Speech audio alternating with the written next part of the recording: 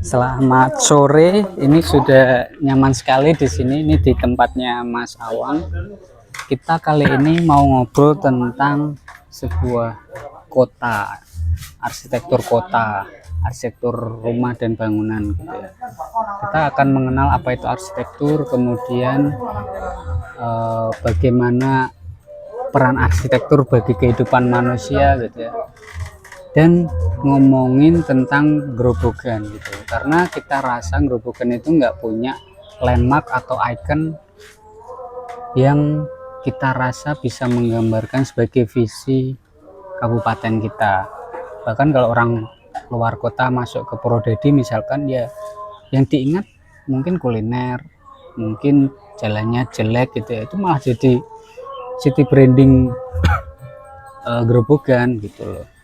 Nah, mungkin kita akan perkenalan dengan Mas Awang yang dulunya juga asli Purwodadi, sekolahnya SMK Negeri 2 Purwodadi, kemudian kuliah S1 juga arsitektur di Unika Sugiyo Pranata Semarang, dan sekarang sedang mengambil S2 dan sedang proses tesis di Unika juga.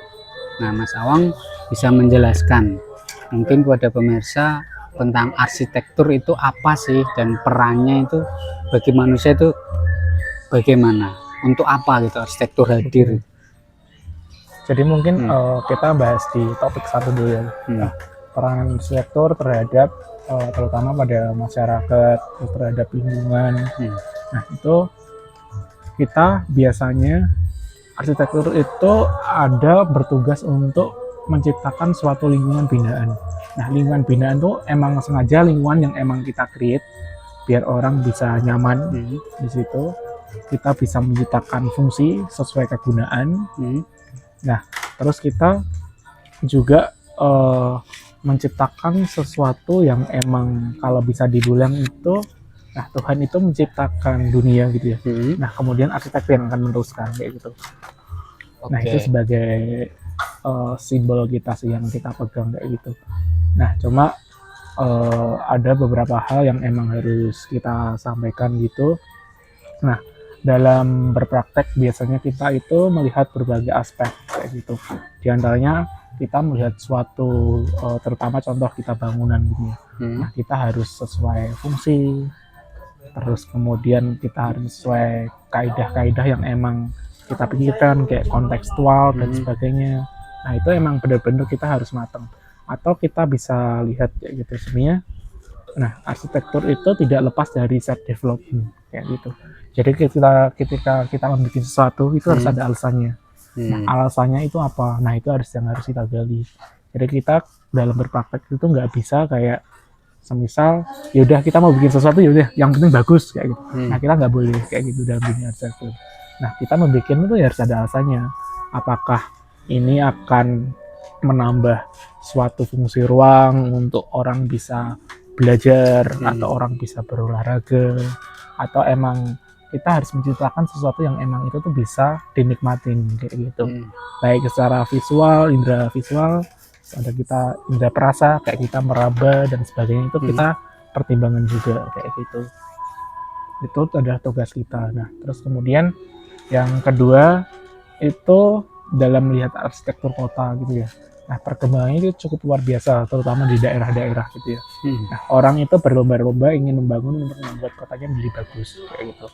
Nah, cuma kadang bagus itu bisa dilihat dari berbagai perspektif sih. Kayak ketika kita melihat satu bangunan A atau kita melihat landmark A, itu ada yang bilang bagus, terus ada yang bilang itu nggak bagus. Semuanya itu relatif kayak gitu.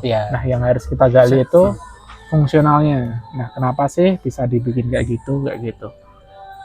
Terus kalau kita melihat di sini itu untuk perkembangan dari saya juga kecil sampai SMA juga di sini gitu. Jadi juga saya tahu perubahan-perubahannya untuk perkembangannya setelah saya tinggal kayak gitu. Nah, perkembangannya cukup lumayan pesat juga sih. Di antaranya juga perkembangan landmark baru juga udah mulai diciptakan kayak gitu. Beberapa taman-taman kota juga udah disediakan. Beberapa tempat food street, kayak tempat kuliner itu juga udah mulai di-create juga kayak gitu. Dan itu bisa menambah nilai UMKM juga, bisa mensupport dari pemerintah kayak gitu. Nah itu juga cukup saya appreciate juga sih kayak gitu.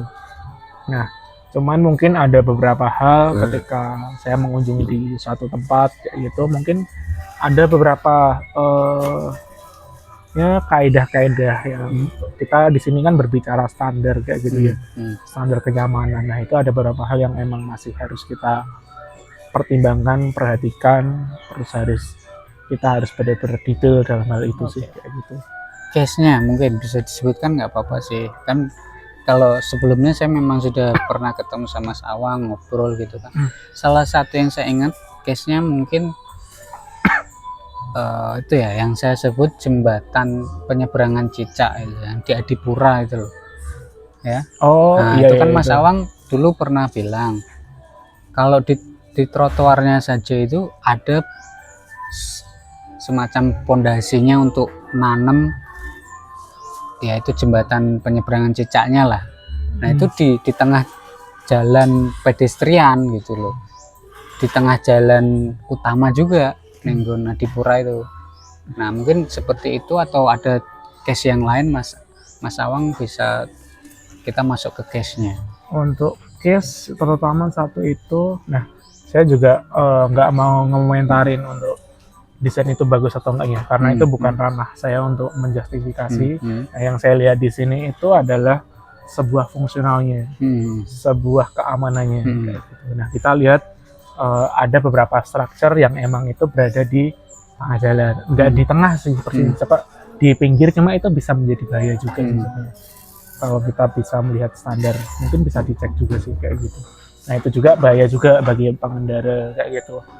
Nah, itu juga ada di badan jalan, masih masuk sih satu level. Iya gitu. Masuk bisa sekali itu yang di tengah itu, yang pondasi dari penyeberangan cicak itu.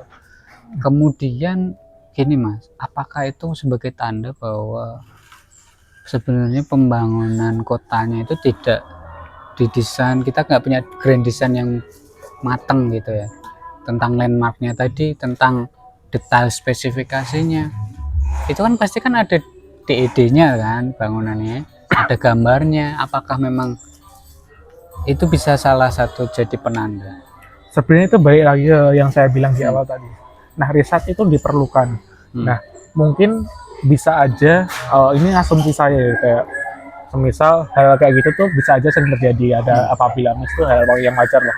Karena di project pun kita nggak bisa 100% berhasil kayak gitu sesuai apa yang kita inginkan, pasti ada juga sesuatu yang kurang lebihnya. Nah mungkin itu waktu di awal itu sebenarnya apakah mungkin dari sistem, biasanya kalau kita di project pemerintahan gitu, karena waktunya cepat terus kita harus kejar tayang, jadi mungkin hal riset itu mungkin masih kurang terlalu dalam sih kalau bisa dibilang kayak gitu, kaitannya dengan kenyamanan, keamanan kayak gitu. Dan sebenarnya apakah sebenarnya kayak kalau masih bisa di-adjust, sebenarnya kalau kita lihat tuh masih bisa di-adjust kanan kiri sih. Dan mungkin apakah itu bisa terjadi miskomunikasi atau sebagainya juga saya kurang tahu gitu. Jadi mungkin bisa sih agak di-adjust dikit gitu biar nggak terlalu mengganggu. Mungkin kalau soal fungsionalitas tadi yang disinggung ya, apakah itu kemungkinan pemerintah itu membangun itu sengaja, kemudian fungsionalitasnya untuk orang yang lagi sedang stres, putus asa, mau bunuh diri kan bisa Mas, dan naik motor kenceng ya kan, nabrak. Enggak sih sebenarnya. Jadi sebenarnya kayak, nah kalau sebuah landmark tuh sebenarnya kita bisa fungsi itu ada dua. Kalau bisa saya sebut, yang satu sebagai keindahan visual, dan itu kita tidak bisa fungsikan. Ya udah kita cuma bisa menikmati sebagai panca indera mata, estetikanya. Nah cuma ada juga beberapa landmark yang bisa kita gunakan untuk fungsional, contoh kayak Monas. Nah, itu kan kita bisa masukin, orang bisa merasakan space di situ dan ada fungsinya juga kayak gitu. Dan mungkin sebenarnya balik lagi ke guideline awal sih. Sebenarnya landmark itu difungsikan sebagai landmark yang pasif atau aktif sih sebenarnya. Gitu. Aktif tuh gimana? Pasif tuh gimana? Aktif tuh dia mempunyai fungsi. Kalau pasif tuh dia nggak punya fungsi, hanya estetika aja. Tapi overall beberapa juga udah mulai maju sih, kayak trotoar juga udah mulai dibenahin, orang berjalan kaki juga udah enak gitu. Terus Ya. udah ada standar-standar juga udah masuk, kayak ada pathway untuk orang difabel dan sebagainya, udah lengkap sih. Nah, kalau Mas Awang kan sekolah SMA 2 pasti melewati yang satunya di Pura itu kan ada Tugu Pak Tani ya. Iya. Itu kan saya rumahnya Gading, jadi itu masuk ke kawasan saya. Yang saya sering nongkrong kalau sore nenggon bundaran nih. Sambil melihat pemandangan. Dan saya merasa kalau zaman dulu itu kita membangun landmark itu estetikanya ada, fungsinya ada, kemudian dia punya visi gitu loh Mas yang ingin disampaikan. Apalagi sekarang ini kita adalah kawasan sebagai kawasan pertanian, kawasan hortikultura, sebagai lumbung pangan Jawa Tengah nasional. Nah, nilai itu gampang sekali ditangkap oleh masyarakat awam ataupun orang yang baru datang dari luar kota ke Purwodadi gitu. Nah, itu kalau Mas Awang mengomentari gimana? Apakah sebenarnya untuk landmark terutama yang di tengah jalan gitu ya. Nah, sebenarnya agak kurang maksimal juga apabila itu jadi yang fungsi sih. Karena itu terlalu berbahaya juga. Karena lalu lintas cukup lumayan padat. Apabila tidak ada faktor pendukung seperti aksesnya yang kurang memadai, itu juga agak bahaya juga. Akhirnya ketika kita bikin fungsi pun, kita bikin bagus dalam bundaran gitu ya. Nah, itu bisa aja nggak jalan karena aksesnya juga susah. Karena orang takut nyebrang, takut ya tertabrak atau sebagainya kayak gitu. Nah, ini kan di Semarang tuh kayak Tugu Muda, Mas. Tugu Muda kan tengahnya dibikin taman. Orang kalau kan pada nongkrong di situ gitu ya. Nah, tapi itu satu sisi yang sebenarnya kita hilang sih. Kalau aku ngerasa kita nggak punya visi gitu Mas, dalam bangun landmark tadi atau nilai apa yang pengen ditawarkan ke masyarakat tuh basicnya gerobokan apa kita nggak tahu itu. Kita seperti kehilangan jiwanya. Kalau kita misalkan ke istilahnya kota mana ya, ke kota Pati lah ya, yang dekat, mereka bikin landmark berupa bandeng yang besar meskipun dari stainless, dari besi gitu kan, tapi nilai itu mudah sekali ditangkap. Kemudian kalau kita pengen ke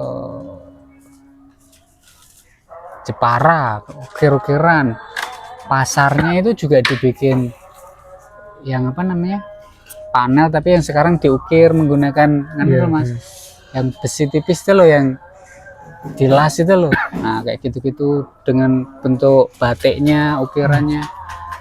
Jadi kita perlu tinjau ulang lah mungkin.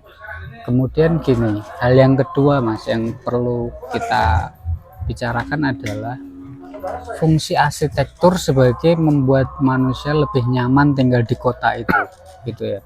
Jadi apa saja yang harus ada di kota itu? Misalkan tadi semakin tinggi kota, semakin padat, semakin stres tentunya kan. Nah, kira-kira fungsi yang harus diakomodasi, tempat-tempat seperti apa saja yang harus ada di kota? Nah, sebenarnya orang bisa stay di dalam suatu kota, ya, terutama di sebuah perencanaan wilayah.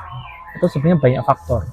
Nah, contoh, orang banyak kota brandingnya, kota tersebut tuh kota apa? Contoh kayak Jogja, dia kota wisata, kota pendidikan. Nah, otomatis orang banyak juga yang di sana untuk fasilitasnya ada. Orang berwisata karena potensinya juga cukup luas. Nah, orang juga berpendidikan, jadi orang dari luar emang pendidikan di sana cukup maju. Nah, mungkin kalau saya melihat dari sini, nah itu visi misi ke depan yang mungkin harus jadi pertimbangan kita semua ya, dan kita bisa diskusikan itu dalam hal apa sih kita itu punya potensi. Nah, apakah kita mau dibawa ke ranah kota industri? Nah, itu juga bisa menarik orang betah stay di situ, lapangan pekerjaan ada, infrastruktur bagus, orang juga nyaman di situ. Nah, ada juga orang yang stay karena history. Nah, history itu ya udah, aku dari kecil di sini, aku pengen di sini, aku gak pengen keluar kayak gitu. Karena di sini udah nyaman menurutku kayak gitu. Kayak bisa lihat sawah, bisa kumpul sama keluarga dan sebagainya kayak gitu sih. yang emang visinya tuh harus jelas dulu. Nah makanya mungkin kalau dari lihat visi misi kayak gitu ya, mungkin kita apakah belum tersosialisasi dengan baik atau gimana juga saya kurang tahu, atau juga saya emang yang belum update kayak gitu. Nah itu mungkin juga ya sosialisasi itu bisa digencar-gencarin sih, mungkin dari pihak kita kayak gitu, kita bisa bantu support semisal ada butuh masukan atau butuh apa, ya kita juga bersedia sih kayak untuk memajukan gerombolan juga. Oke, jadi tentunya kalau ada yang nonton pejabat mungkin ya, atau orang-orang yang pengambil kebijakan, bisa undang Mas Awang untuk masukan, santai aja, ajak ngopi-ngopi di kafe bisa, di kantor bisa gitu ya, mau Mas Awang ini. Dan mungkin sebagai putra daerah juga bentuk kecintaan terhadap kabupaten ini gitu ya kan.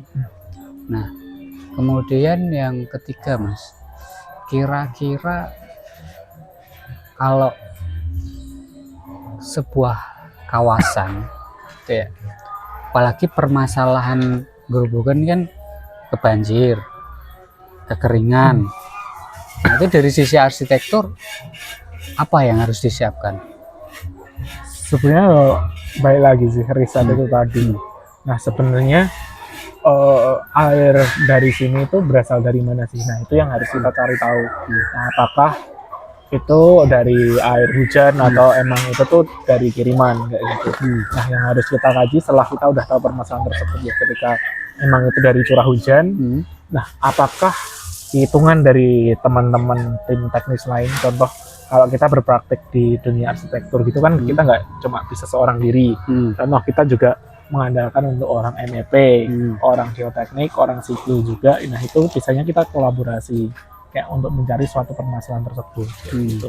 Nah itu harus kita gali, apakah salurannya kurang besar sehingga air itu nggak bisa cepat keluar dari limpahan dari hujan, itu nggak bisa langsung keluar, atau apakah resapannya kayak gitu. Dan itu juga bisa menjadi suatu kebijakan juga sih dalam sebuah contoh kayak IMB atau sekarang PBG sih, kayak tiap satu rumah itu harus menyediakan biopori dan sebagainya kayak gitu. Hal yang itu tuh emang harus kita fokus ke sana juga sih secara tidak sadar kayak gitu. Nah balik lagi itu tadi, kayak apakah sungai-sungai udah dinormalisasi apa belum kayak gitu, karena kayak pendangkalan setiap tahun itu kan pasti ada kayak gitu, dan itu harus benar-benar kita siasati langsung sih. Kayak mengingat ya tahun ini kayak banyak sekali sih kayak kebanjiran dan sebagainya kayak gitu. Oke, keempat sekarang, untuk pandangan seorang arsitek mengenai proses membuat hunian itu apa yang harus disiapkan? Kalau misalkan ada orang nih mau bikin rumah atau hunian atau hotel atau sesuatu, kira-kira tapi nggak penutup kemungkinan nih harus disiapkan sebenarnya budget. Budget pasti nomor satu ya. Nomor satu itu yang pasti sih.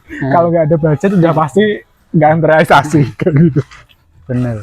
Ya itu yang paling utama kayak gitu, karena sebenarnya kalau kita melihat gitu ya, biasanya produk arsitektur tuh kita nggak terlepas dari sebuah produk kapitalis gitu. Jadi mau nggak mau ya emang harus, terutama ada budget. Terus kayak yang kedua itu ya bangun sesuai keinginan kalian sih, terutama untuk project hunian gitu ya. Nah terutama juga, nah kenapa arsitek itu sebenarnya fungsinya di samping membangun dengan kebudayaan itu adalah mewujudkan impian klien. Jadi keinginannya apa, kita tampung dan kita pahamkan dengan sesuai apa yang kita pahamin dalam sebuah ilmu arsitektur kayak gitu. Dan harus itu benar-benar kita bisa saling kolaborasi untuk huniannya, terutama kayak standar-standar kenyamanan itu harus kita bikin juga. Terus untuk ya perkembangan di dunia sini juga cukup lumayan pesat sih, kayak banyak sekali juga perumahan-perumahan baru muncul, dan itu mungkin juga bisa menjadi sarana untuk ya pendukung untuk perkembangan kota juga sih. Terus banyak juga udah mulai ada hotel-hotel, udah industri juga beberapa udah masuk, itu juga menjadi poin plus juga sih. Nah, kenapa juga saya juga ya ada keinginan untuk kembali di sini juga sih sebenarnya. Makanya juga kita di sini juga membuat suatu tim. Jadi yang emang kita bikin tim cabang ya, terutama ini di sini terus belum jadi. Dan itu juga ya kita ingin sebisa mungkin membantu lah kayak gitu sebuah produk arsitek dari sebuah daerah gitu loh. Jadi bisa menjadi lebih maju kayak gitu, dan itu juga bisa menjadi ya. Dan saya rasa anu Mas, kalau ada biro arsitek juga di Grobogan itu jadinya rumah nggak sembarangan orang bikin rumah gitu kan. Jadi tadi Mas Awang kan bilang harus ada kaidahnya. Nah, pasti tujuannya untuk kelestarian lingkungannya juga gitu. Oh, bagaimana kita bikin saluran pembuangannya juga lancar, kemudian ada area resapannya. Kemudian tadi misalnya kalau kita bikin septic tank itu ilmunya yang benar gimana biar nggak ngerembes ke dalam tanah, kemudian mencemari air tanahnya, kan begitu-begitu toh. Nah, budget yang utama. Kedua tadi apa? Yang kedua ya ini sih kayak ya cari desainer yang benar-benar compatible dalam bidang itu sih. Karena kayak ya tiap orang pasti punya karakter, punya karyanya juga. Nah, jangan lupa setiap kali membuat suatu desain kayak gitu ya. Nah, coba datengin untuk ke proyek-proyek yang dia bangun. Jadi otomatis kita kan juga tahu seperti apa sih kayak gitu untuk bangunan-bangunan yang dia bikin dan ciri khasnya kayak gitu. Dan terutama juga ya cari yang benar-benar paham, tahu aturan, tahu standar yang basic kayak gimana. Semua itu ketika kita membuat suatu bangunan pasti ada rules nih yang emang itu harus kita taatin sih. Kayak contoh hal simple kayak rasio, contoh kayak harus ruang terbuka hijau berapa, yang boleh dibangun itu berapa. Nah, itu harus benar-benar kita pikirin sih. Yang itu secara jalan langsung sebenarnya kayak ketika kita taat itu juga akan berdampak sama lingkungan kok. Jadi ya, sebenarnya semua itu saling berkesinambungan sih antara ya manusia terus lingkungan, itu harus saling ini sih kolaborasi kayak gitu. Nah, kadang kita udah bikin bagus-bagus gitu ya, terus kalau nggak diimbangi sama yang lain kan kayak ya sama aja nggak berdampak gitu. Dan saya ini Mas sering menemui bangunan sebuah rumah itu habisnya banyak juga, besar juga budgetnya, cuman memang nggak bisa senyaman dan seestetik kalau dibikin sama arsitek gitu ya. Itu kenapa kira-kira? Ya balik lagi sih, misalkan katakanlah ada rumah budgetnya 800, tapi ya kalau nggak pakai arsitek, nggak didesain itu istilahnya ya kalau siang mungkin panas, kemudian kita efisiensi ruangnya itu jadi kurang. Itu kira-kira kenapa? Nah, balik lagi sih ke kaidah itu. Riset development tuh perlu banget, karena kayak kita sebisa mungkin kalau kita belajar di ilmu arsitektur dari segi basic kayak gitu, setiap ruangan kayak harus punya sirkulasi udara, harus punya pencahayaan juga, karena itu apa orang di dalam tuh biar sehat, contoh kalau di rumah gitu. Nah, terus kalau hal dalam sebuah mengelola suatu proyek ya, nah stigma di masyarakat tuh orang akan takut cenderung pakai jasa arsitek karena bisa dibilang mungkin pada takut kayak mahal dan sebagainya kayak gitu. Nah, sebenarnya kadang ada juga ya mungkin punya ketika kita di dalam suatu proyek arsitek itu ada beberapa klasifikasi proyek sih sebenarnya. Kayak yang emang kita emang ini benar-benar proyek untuk komersil yang emang gitu harus kita punya agreement fee-nya yang tinggi, ada juga yang emang kita sifatnya membantu sih. Jadi ya emang kita sebisa mungkin imbang baik dari komersil dan juga sosialnya. Jadi kita nggak bisa egois, kita harus kalau misal yaudah kita nggak mau kalau kita pakai fee yang sedikit kayak gitu. Nah, cuma kadang ada juga dengan keterbatasan itu mereka ambil dan risetnya tuh kurang dalam.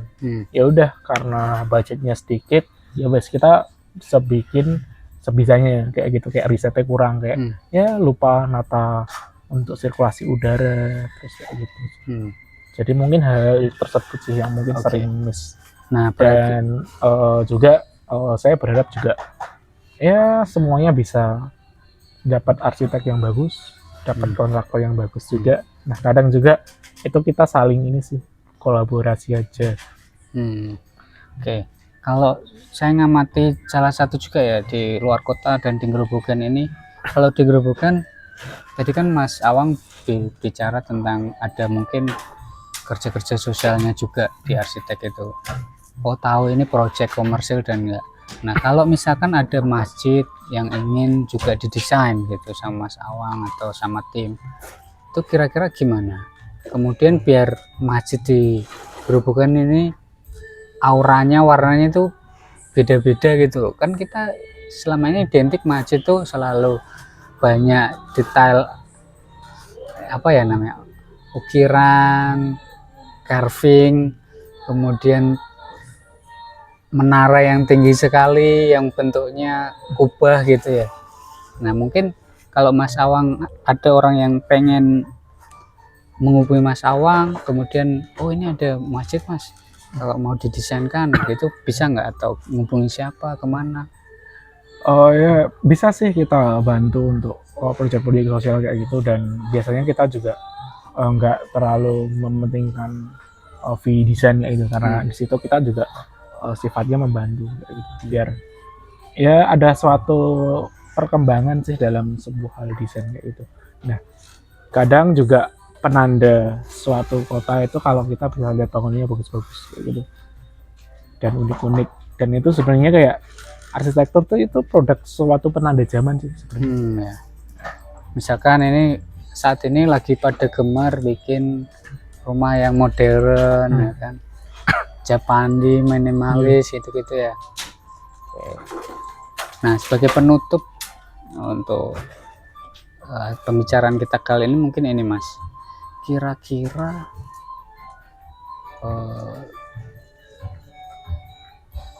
arsitektur tropis itu yang bagaimana, yang mungkin orang-orang kita di Jawa, di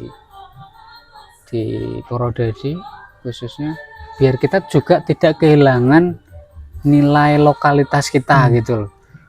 Arsitektur tropis yang tradisional atau bagaimana lah, biar kita masyarakatnya tahu bahwa kita sebenarnya, kadang orang kan nyari minimalis gitu kan, munculnya gambarnya hampir sama semuanya di internet, dan akhirnya pada dipakai. Kalau kita sering muter ke desa-desa atau apa, mesti depannya ada kayak apa namanya, teras gitu, dan bentuknya pelana gini semuanya. Nah, itu hampir banyak sekali dipakai oleh masyarakat yang bangun rumah. Nah, kira-kira biar kita juga tidak kehilangan nilai lokalitas itu, apa yang harus dilakukan, dan arsitektur yang seperti itu yang bagaimana Mas sebagai penutup sekali? Nah, sebenarnya arsitektur tropis itu sebuah paradigma yang terutama kita berada di lingkungan tropis gitu ya. Nah, kita sebisa mungkin mau nggak mau kita harus mengikuti itu. Contoh di tropis itu kayak curah hujannya tinggi, kayak panas juga panas banget kayak gitu. Nah, kita sebisa mungkin, nah kita itu mengatasi itu tuh seperti apa respon bangunannya kayak gitu. Nah, arsitektur tropis tuh contoh ciri yang paling kecil gitu, kayak setiap bangunan pasti ada tritisannya biar tempias hujan nggak masuk kayak gitu. Terus ada atapnya juga biar ruang dalam atap tuh bisa menguji panas, jadi bangunan itu nggak terlalu panas banget. Itu contoh, ada rongganya, ada rongganya ya, itu contoh yang pertama kayak gitu. Nah, sistem sirkulasi udara itu juga kita terapkan di iklim tropis kayak gitu. Nah, gimana cross ventilasi dari udara masuk terus keluar itu harus bisa kayak gitu. Terus pencahayaan kita harus masukkan juga, itu hal yang paling basic dalam sistem arsitektur tropis. Nah, cuma sekarang kadang juga udah mulai bergeser juga. Sebenarnya balik lagi ke konsep sih. Kita tuh mau seperti apa. Nah, kadang ada juga yang sifatnya sebenarnya balik lagi ada plus minusnya sih. Tergantung orang yang menghuni itu seperti apa. Dia mau berdampingan dengan iklim tropis atau mau merespon iklim tropis. Nah, kalau berdampingan ya udah tempias, biarkan tempias. Kalau kita bersihkan tinggal bersihkan kayak gitu. Nah, kalau emang kita nggak berdampingan gitu, nah itu tuh semuanya harus kita respon. Contoh siklon tropis tuh kayak cahaya dari barat itu kan sebenarnya panas banget kan, dan itu nggak bagus juga untuk tubuh. Nah itu banyak juga yang dikasih screen biar panas nggak masuk ke dalam bangunan. Itu yang emang kita konsen di situ dalam arsitektur tropis. Baik pemilihan material juga itu penting, kayak di arsitektur tropis itu banyak menggunakan material bata itu biar lebih adem dan sebagainya kayak gitu. Dan atap juga jarang pakai yang atap flat, atap datar. Nah itu karena badan itu menyimpan panas dan itu nggak sesuai dengan arsitektur tropis. Dengan curah hujan tinggi nanti akan rawan bocor juga kayak gitu. Jadi emang ya rata-rata emang arsitektur tropis itu seperti itu. Jadi sebenarnya contoh bangunan kolonial ya, sebenarnya bangunan kolonial Belanda itu di sana tuh nggak seperti itu. Gitu. Jadi emang bangunan yang di sana, yang dibangunkan di sini tuh udah tercampur elemen tropis kayak gitu. Ya, jadi emang nggak pure ya, dan arsitek sana juga ketika membangun di sini juga udah merespon iklim kita kayak gitu. Dengan adanya bangunan yang ada atapnya, bukaan-bukaan kacanya juga banyak kayak gitu. Oke, mungkin itu. Terima kasih Mas Awang. Kita ketemu di lain kesempatan lagi. Assalamualaikum warahmatullahi wabarakatuh.